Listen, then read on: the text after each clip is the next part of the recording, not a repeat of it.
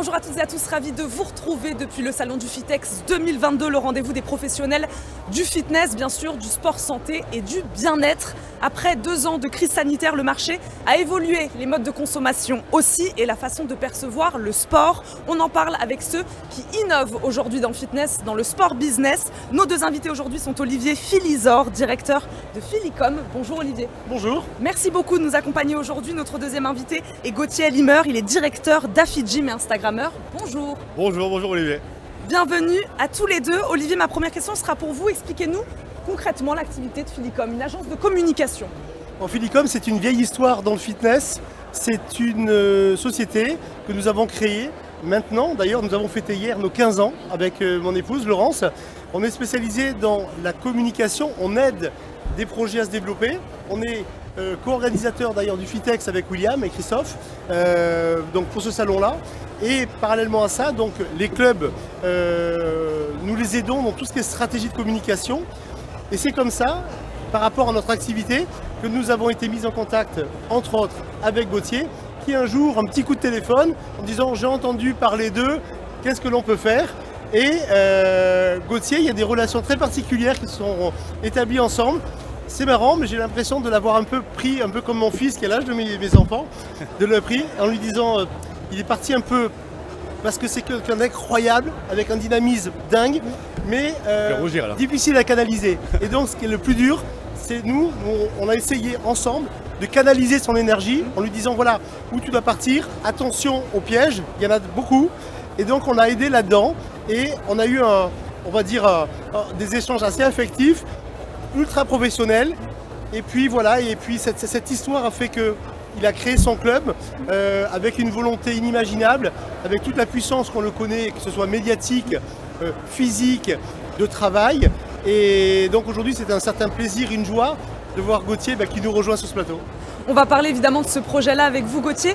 Expliquez-nous en quelques secondes, votre parcours, votre histoire avec le sport business, avec le fitness. Alors moi, mon parcours avec le fitness, c'est depuis tout petit, bien avant de connaître mon papa virtuel Olivier. C'est-à-dire que moi, depuis que j'ai 10 ans, je suis dans le sport. Depuis que j'ai 14-15 ans, je fais des coachings parce que j'ai passé mon BAFA déjà. Moi, je suis dans le sport depuis la naissance. Je suis né dedans. Moi, ma famille, tout le monde, on est né dedans. Et c'est vrai qu'après, petit à petit, c'est une passion. Mais après, je me suis dit, pourquoi pas bifurquer sur la passion et se faire de l'argent avec le sport qui est ma passion. Parce que c'est bien beau de vivre d'amour et d'eau fraîche, mais au bout d'un moment, il faut bien faire rentrer de l'argent pour vivre, c'est normal. Et du coup, je me suis dit, autant mettre mon savoir-faire et ma passion au service des gens qui veulent profiter un peu du fitness. Surtout que là, ça fait plaisir de voir du monde comme ça d'ailleurs au salon, parce que ça fait des années qu'on n'a pas vécu, on va dire, des retrouvailles comme ça avec plein de gens qui sont dans le même état d'esprit, de partage, de rencontres autour du fitness. Et merci Olivier d'ailleurs d'avoir fait ça, c'est gentil. Il m'a fait plein d'éloges, mais je lui en fais un petit peu aussi quand même. La première étape, c'était donc de faire partager ça peut-être à vos followers déjà, puisque vous êtes Instagrammeur. Oui, c'est vrai. Vous êtes dans le partage. La première étape, c'était celle-là, et puis ensuite, vous êtes passé à l'étape supérieure. Moi là-bas, je suis beaucoup sur les réseaux sociaux parce que j'ai un parcours assez spécial. Je pars de prof de sport pour les militaires, télé-réalité.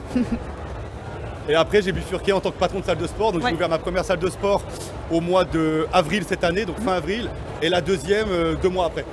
Donc, j'ai enchaîné et c'est vrai que mes réseaux sociaux ont eu un impact énorme parce qu'il y a eu beaucoup de gens lors des inaugurations, lors des événements. Le fait d'être sur les réseaux sociaux, ça t'ouvre pas mal de portes parce qu'on a pas mal de contacts qui se libèrent assez facilement et sans devoir payer parce que c'est vrai que maintenant, quand on veut faire venir tel ou tel influenceur, telle ou telle personnalité, il faut payer. Là, l'avantage, c'est que j'ai réussi à avoir les gens gratuitement grâce à mes réseaux et faire un engouement autour de ça. Et j'ai pu ramener 1000-1500 personnes à des inaugurations dans des villages où il n'y a personne normalement. Donc c'est vrai que oui, mes réseaux ont vachement aidé. À la base, oui, c'était pour partager à mes réseaux sociaux, à mes followers. Ouais. Comment vous regardez ces nouveaux canaux de communication en tant qu'expert, en tant qu'agence de com, vous aussi? Alors, pour nous, c'est quelque chose quand même qu'il faut intégrer intégralement, je dirais pléonasme, mais qu'il faut intégrer, c'est-à-dire que il y a une puissance au niveau des réseaux qui est très très importante. Et là où il ne faut pas se tromper, c'est quelle est l'image que l'on veut donner, quelle est l'image que l'on veut véhiculer. Pour ce qui est le club de Gauthier, donc AFIT, c'est assez intéressant. AFIT au départ c'est un club de remise en forme qui est très très basé sur l'intensité, sur la musculation. Il nous a demandé, on a fait l'intégralité du décor, parce qu'on est agenceur également de clubs de sport, donc on a fait tout ce qui est décor avec cette puissance, cette intensité. Donc par rapport à ces réseaux, par rapport aux gens qu'il faut venir, ne pas se tromper. Malheureusement, on n'a jamais 2 fois la chance de faire une première bonne impression. Donc il faut que cette impression soit forte, cette empreinte soit marquée. Donc les réseaux par rapport à son profil, ce qu'il souhaitait faire, l'empreinte de son club, on est en phase. Donc ça s'est bien passé. Et aujourd'hui, le club qu'il a fait numéro 1, on va dire ce club pilote qu'il a fait numéro 1, qui très rapidement est passé sur pilote numéro 2. Et il y a des petits qui vont arriver, voilà. C'est-à-dire que le profil de son club, c'est musculation, mais surtout, cette dimension, ce smile, ce sourire, cette intensité qu'on l'on voit, le poursuit même à l'intérieur de sa salle.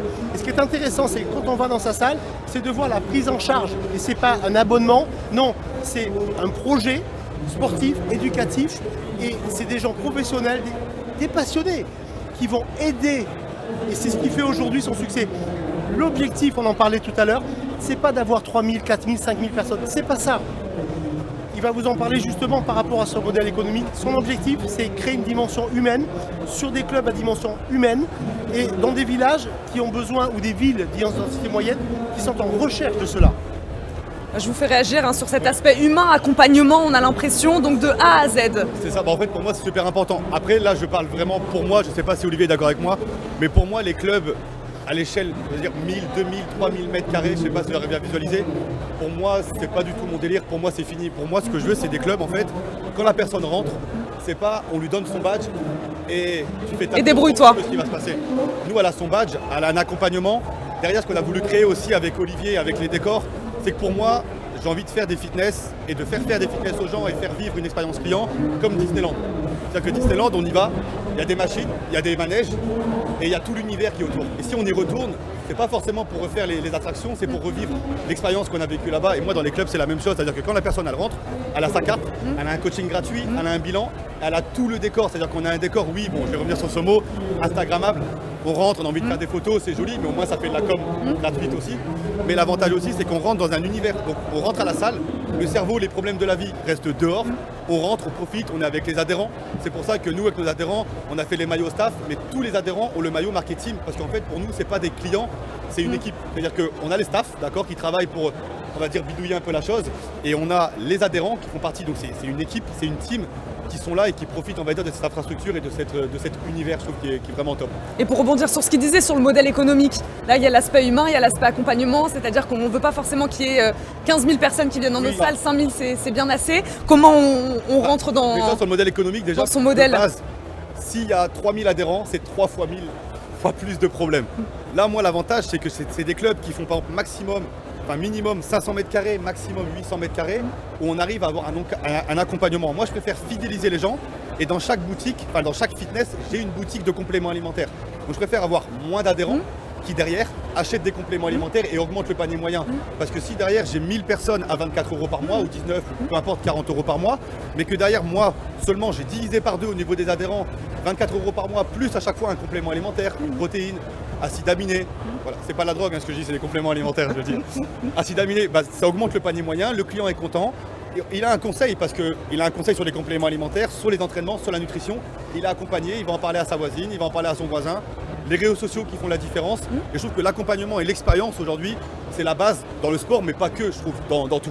Vous vouliez réagir sur cet aspect fidélisation aussi? Ce qui est intéressant, même la base de ça, c'est que les clubs à dimension humaine dont on disait, c'est-à-dire des 500-800 mètres carrés, le secret malheureusement dans notre métier, c'est que les charges fixes ne doivent pas dépasser 15%, je parle du loyer, 15% à peu près du chiffre d'affaires réalisé. On a traversé une période très difficile, le Covid, où certains clubs malheureusement, et nous on a un catalogue national qui s'appelle le Guidecom, d'ailleurs le catalogue du salon.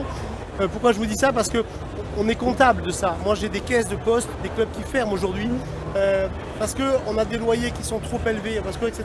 Donc il faut gérer ça en bon père de famille, c'est-à-dire que ne pas avoir les yeux plus gros que le ventre. Il est préférable d'avoir des unités maîtrisées, des clients maîtrisés, plutôt de travailler sur des gros volumes et des clients actifs.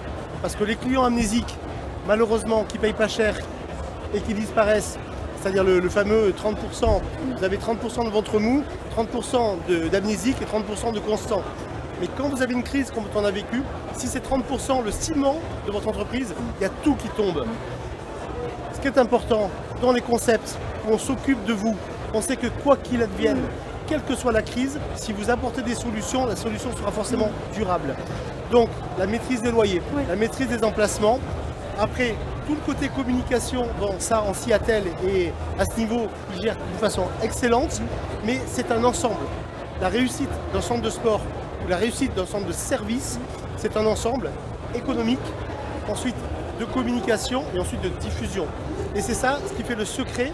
Et aujourd'hui, les longues conversations qu'on a pu avoir là-dedans par rapport à ce qu'ils souhaitent faire, ne pas oublier d'arriver sur des réalités un peu économiques, mais grâce à ça, dans sa tête, il va beaucoup mieux. Du coup, il a plus de temps à se consacrer à ses clients, essayer de faire de lance à la sortie. Ah, c'est clair. On a l'impression quand on vous écoute, Gauthier, que c'est vraiment quelque chose qui vous tient à cœur, de toute façon qui vous anime déjà depuis le début.